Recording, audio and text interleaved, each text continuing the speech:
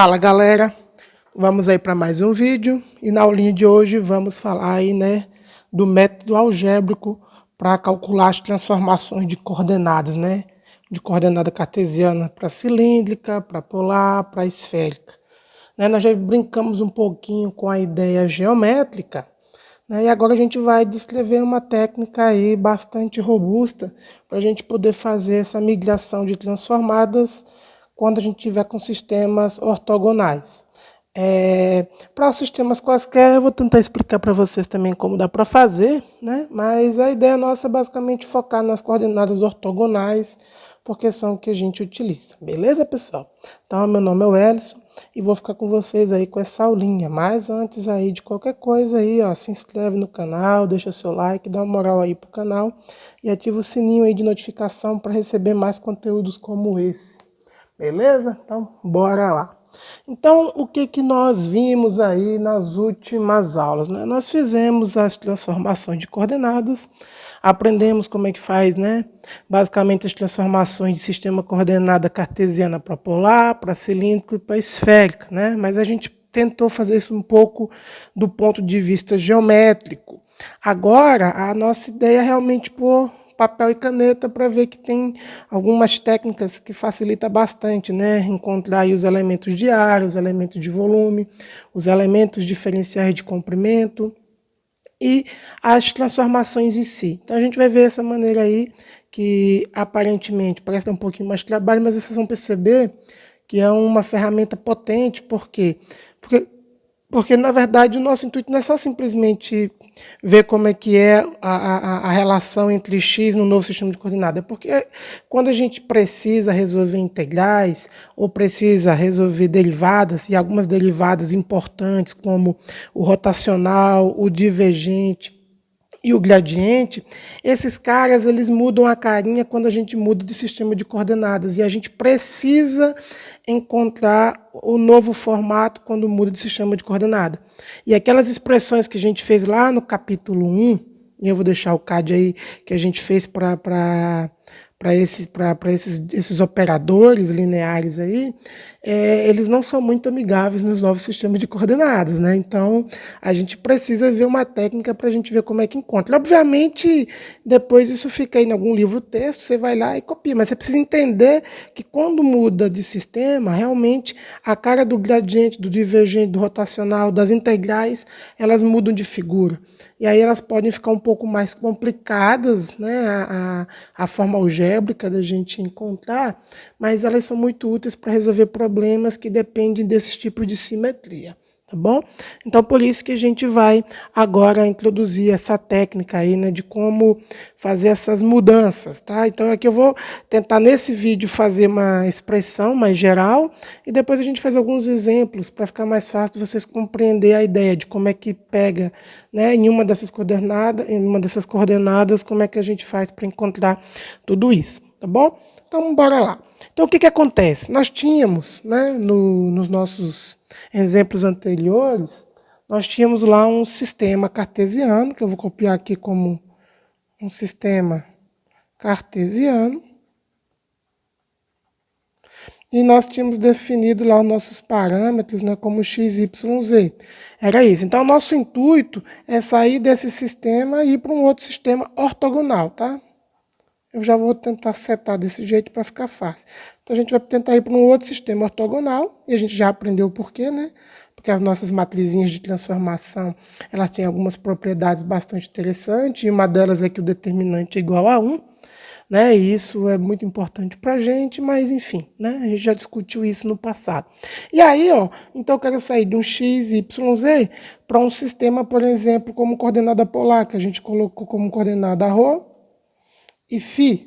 Então, por exemplo, se eu estou no coordenada polar, é só bidimensional. Então, eu tinha x e y e vou para ρ e φ. Então, eu quero fazer essa transformação. Ah, não. Eu quero sair de x, y, z para um sistema tridimensional como coordenadas cilíndricas, que era ρ, φ e z. Ah, não. Eu quero sair de sistema cartesiano para um sistema de coordenada esférica, que é ρ, φ e θ. Tá bom? Então, essas mudanças eu posso simplesmente chamar aqui, por uma letrinha que eu vou generalizar, que pode ser qualquer uma dessas coisas, tá bom?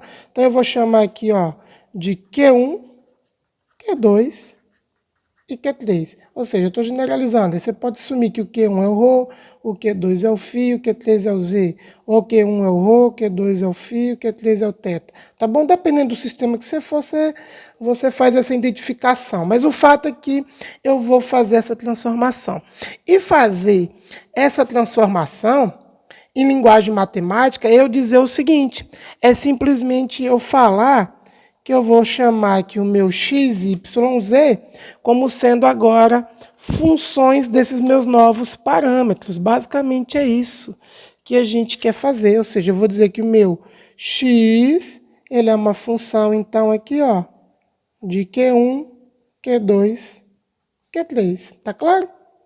Então, basicamente isso. Ou seja, né, se eu quiser pensar em termos de coordenadas, vamos pegar aqui coordenadas esféricas. Em coordenadas esféricas, é como se eu tivesse um x que depende de ρ, φ e θ, que é o que nós tínhamos visto na aula passada. Se eu tiver em coordenada cilíndrica, é um x que depende de ρ, φ e z. Se eu tiver em coordenada polar, é um x que depende de ρ e φ.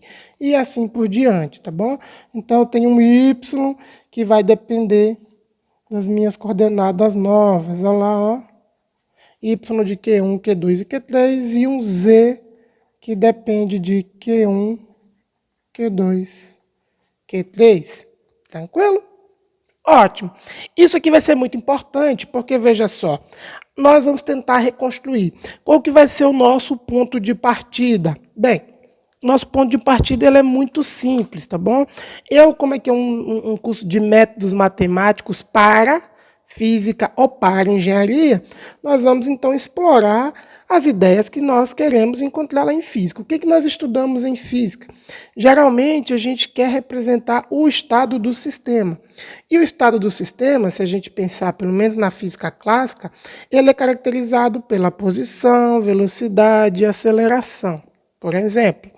Então, a nossa ideia, quando a gente está fazendo aqui a álgebra, é a gente conseguir descrever posição, velocidade e aceleração em diferentes sistemas de coordenadas. Espero que isso esteja claro. Então, veja só, o que nós vamos fazer? Então, considere aí, por simplicidade, né, no sistema cartesiano, que você tem aí, ó, um sistema de coordenada. A gente pode chamar aqui de x, y, z, e você tem um ponto A e você quer um ponto B. Então, você define um ponto a gente pode representar o ponto A como sendo uma posição desse sistema de coordenadas, e aí a gente aprendia lá, ó, a definir um vetorzinho R para o ponto A, um vetorzinho R para o ponto B, é isso? Vou fazer aqui assim, ó, vetorzinho R para o ponto B, e aí nós temos um vetor aqui, ó, que é a diferença, tá certo? Que mede a distância de A para B. Então, a gente sabe que se esse aqui é RA, o de baixo aqui é RB, a gente sabe que o vetor diferença, né, RB menos RA, né, o módulo desse vetor, colocar aqui, ó, a distância D, ele é o módulo de RB menos RA, tá bom? Então, esse vetorzinho aqui, que a gente pode chamar ele aqui de RBA,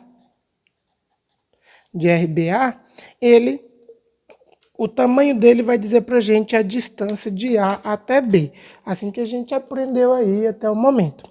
E aí a gente pode usar essa informação de maneira bem interessante. Por quê? Porque o vetor posição, para a gente, né, no sistema de coordenadas cartesiano, a gente escreve ele da seguinte maneira: o vetor posição, a gente escreve como x, né, na direção y, então aqui vai ser xa, se a gente pensar o ponto A, o xb se for o ponto B, mais yj mais z direção k, tá certo? Então, se você pensar que o ponto A e o ponto B estão próximos o suficiente, está sendo uma distância bem pequenininha, você vai perceber que essa distância a gente pode pensar ela como infinitesimal. E aí a gente consegue escrever, por exemplo, aqui, ó, como RB menos RA vai ser XB menos XA, mais um YB menos um YA, mais um Z de A menos um Z de B, não é isso? Mas como vai ficar tão pequenininha a distância entre eles, a gente consegue escrever aqui, ó, um vetor dr, que basicamente a gente pode escrever como dxi mais um dyj mais um dzk. Essa aqui é a nossa nomenclatura, ou seja, a variação na posição de um vetor, que é isso que a gente está pensando, então eu estou no ponto A e quero variar só um pouquinho, isso em coordenadas cartesianas, é basicamente eu fazer uma variação em dx, dy e dz. Essa aqui era a nossa informação. E nós estamos vendo que essa variação, né, se a gente toma o módulo dela, ela é exatamente a distância, né, o comprimento aqui, a distância entre o ponto A e o ponto B. E isso a gente sabia fazer lá, né, pela regra de Pitágoras, mas do ponto de vista vetorial a gente já aprendeu que calcular essa distância é tomar então o produto escalar desse cara por ele mesmo, que vai ser o módulo dele. Não é isso? Olha lá, é o módulo. Então, se eu quero saber quem que é esse comprimento ou essa distância aí, ó, então vamos fazer aqui essa distância, a gente pode tomar como o módulo aqui do próprio vetor ou o produto escalar ao quadrado. Então eu vou chamar a distância aqui, vou representar ela aqui, ó, por ds, tá certo? Então, muitos livros usam ds como esse elemento aí de comprimento, né, em um determinado sistema de coordenadas. Então, eu vou usar a notação para que vocês fiquem acostumados com os vários livros que vocês podem encontrar essa nomenclatura. E aí vocês vão perceber o seguinte agora, ó. Então, a gente sabe que ds, já vou escrever assim, ó, que ds ao quadrado, né, para a gente poder fazer mais simples, é o mesmo que o meu dr, ponto, produto escalar, dr, olha lá, tá certo? Ou, se a gente toma o produto escalar desses caras, olha lá que bonitinho, vai ser o dx ao quadrado, não era isso? Porque i com j vai embora, vai para zero, i com k vai para zero, então só vai sobrar os elementos, quando eu multiplicar esses dois vetores, vai sobrar as coisas que estão na mesma direção. Então é dx ao quadrado, mais dy ao quadrado, mais dz ao quadrado. Então, num sistema de coordenadas cartesianos, calcular comprimento é muito simples, é simplesmente eu, né, tomar aí os elementos diferenciais de cada direção ao quadrado. E aí a nossa pergunta, que é o que a gente quer começar a construir, é como é que a gente calcula esse comprimento, né, em outros sistemas de coordenadas, que essa aqui é a grande questão. Por quê? Porque esse tipo de pergunta acaba aparecendo no monte de integral, os elementos de volume, os elementos de área, elemento de comprimento, tá bom? Além de outras questões. Então, o primeiro passo para a gente desenvolver aí um modelinho para fazer a transição para qualquer sistema de coordenadas é a gente entender como é que funciona, então, o elemento mais simples, que é o de comprimento, tá bom? Por quê? Porque a área, pelo menos aqui quando a gente pensa no sistema cartesiano, a área basicamente é uma composição de dois comprimentos, de duas direções diferentes, não é isso? A gente toma o produto de um comprimentozinho na direção x, por exemplo, com um comprimentozinho na direção y, isso dá uma área. Um comprimentozinho na direção y com um comprimentozinho na direção z, isso é uma área, né, do ponto de vista aí de dimensão.